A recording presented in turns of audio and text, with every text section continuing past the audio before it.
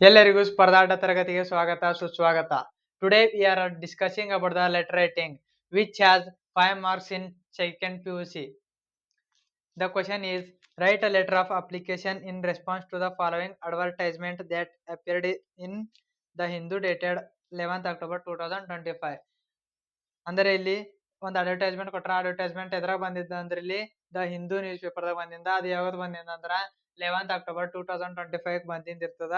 ಇಲ್ಲೊಂದು ಅಪ್ಲಿಕೇಶನ್ ಬರಿ ಅಂದ್ರ ಅಪ್ಲಿಕೇಶನ್ ಯಾವ್ದಕ್ ಅಂದ್ರ ವಾಂಟೆಡ್ ರಿಸೆಪ್ಷನಿಸ್ಟ್ ಒಂದು ಉದ್ಯೋಗಕ್ಕೆ ಏನ್ ಮಾಡ್ಬೇಕು, ಅಪ್ಲಿಕೇಶನ್ ಬರೀಬೇಕು. ಕ್ವಾಲಿಫಿಕೇಶನ್ ಏನಿರ್ಬೇಕಂತ, any graduation with knowledge of computer.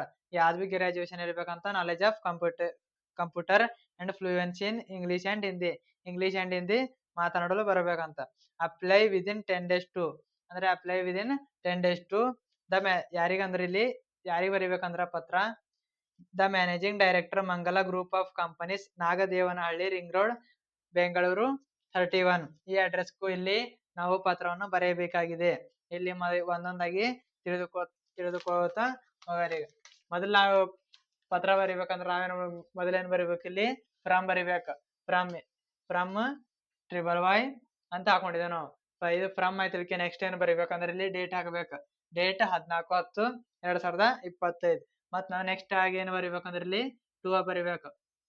Next from ಐತಿಲ್ಕೆ date ಐತಿಲ್ಕೆ 2 ಬರಿಬೇಕು. ಇಲ್ಲಿ 2 ಅಂತ ಇಲ್ಲಿ ಕ್ವಶನ್ ದಾಗ ಕೊಟ್ರ.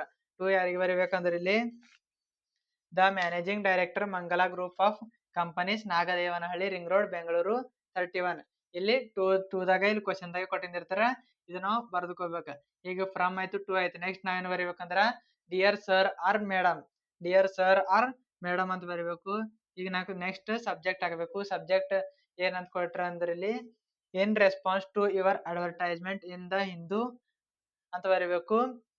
I hereby the apply for the post of receptionist in your company. ಇದೇ ನೋಡ್ಬೇಕು, ಸಬ್ಜೆಕ್ಟ್ ಬರಿಬೇಕು. ಮತ್ ನೆಕ್ಸ್ಟ್ ಇಲ್ಲೇ ನೋಡ್ಬೇಕಂದ್ರ ಬಾಡಿ ಆಫ್ ದ ಲೆಟರ್ ಬರಿಬೇಕು. ಬಾಡಿ ಆಫ್ ದ ಲೆಟರ್ ಅಂದ್ರ ನಾವೇನ್ ಹೇಳ್ಕೋಬೇಕಂತ ಇಲ್ಲಿ ಬರ್ಕೋಬೇಕು. ಇಲ್ಲ ಫಸ್ಟ್ ಒಂದ್ ಲೈನ್ ಬರಿಬೇಕು. ವಿತ್ ಅಬೌವ್ ಮೆನ್ಷನ್ ಸಬ್ಜೆಕ್ಟ್ ಅಂತ ಬರ್ದಿ, I am a graduate with computer knowledge.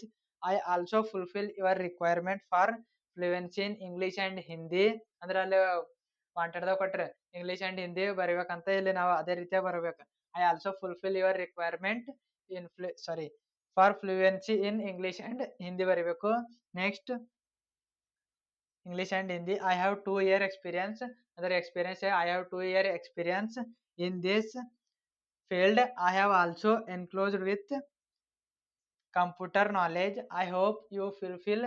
ಕೊನೆಯದೊಂದು ಪದ ಒಂದು ವಾಕ್ಯ ಬರಿಬೇಕು, ಅಂದ್ರೆ ಒಂದು ಸೆಂಟೆನ್ಸ್ ಬರಿಬೇಕು. ಅದೇಂದ್ರ I hope you will fulfil my granted my application ಅಂತ ಬರಿಬೇಕು.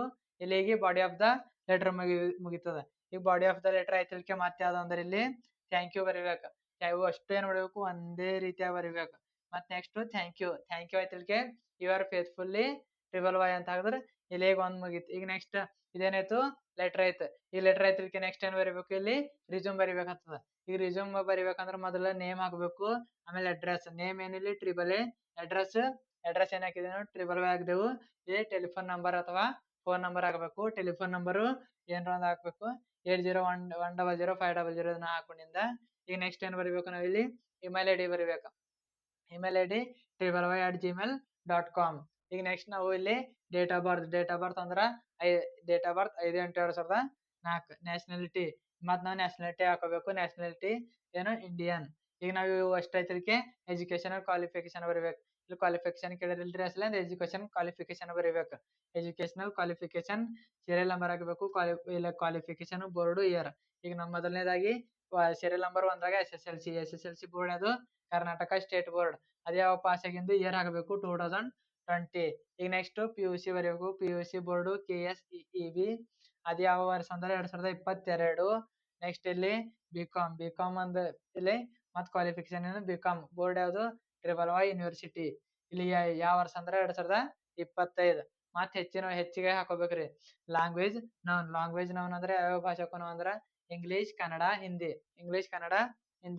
Experience 2 year experience. ಇಂಟ್ರೆಸ್ಟ್ ಅದ್ರಾಗ ಅಂದ್ರೆ ಕ್ರಿಯೇಟಿವ್ ರೈಟಿಂಗ್ ಅಂಡ್ ಮ್ಯೂಸಿಕ್. ಈಗ ನೀವು ಅಷ್ಟು ಆಯ್ತಲ್ಕೆ ಥ್ಯಾಂಕ್ ಯು ಬರಬೇಕು. ಥ್ಯಾಂಕ್ ಯು ಆಯ್ತಲ್ಕೆ ಅವ್ರು ಫೇತ್ಫುಲ್ಲಿ ಟ್ರಿಬಲ್ ವೈ ಇದರಿಂದ second year P U C ಇಂಗ್ಲೀಷ್ನಲ್ಲಿ 5 ಮಾರ್ಕ್ಸಿಗೆ ಬರ್ತದ. ಕಂಪಲ್ಸರಿ 5 ಮಾರ್ಕ್ಸಿಗೆ ಇದೇನು ಬರ್ತದ ಕ್ವಶನ್ ಬರ್ತದ.